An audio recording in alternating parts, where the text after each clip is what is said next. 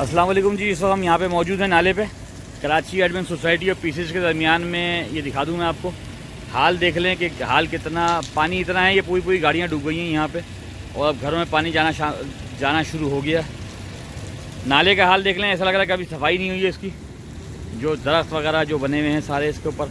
पानी की स्पीड देख लें, पानी की स्पीड तो अच्छी है, मगर सिर्फ दिखाने का मकसद ये है कि किसी को पॉइंट आउट करना नहीं है। इस वक्त डिपार्टमेंट और इंतज़ामिया चैनल्स हर जगह पहुंच नहीं पाते, तो इसलिए दिखाने की वजह सिर्फ ये है। और ये देखें, ये झाड़ियाँ उगी हुई हैं सारी नाले के अंदर। ये जो छोटी सी जगह साफ नज़र आ रही है आपको, ये सिर्फ वो है जो अभी के इलेक्ट्रिक ने यहाँ पे सफाई करके ये अपना केबल गुजारा था ज़मीन के नीचे से। तो बहरहाल जिन डिपार्टमेंटों ने भी इजाज़त दी थी इनको, वो कह सकते थे इनको कि थोड़े से आगे की सफाई भी कर लेंगे। ऐसा लग रहा है कि जंगल में खड़े हैं हम। जंगल नहीं है, ये पूरा नाला चल रहा है।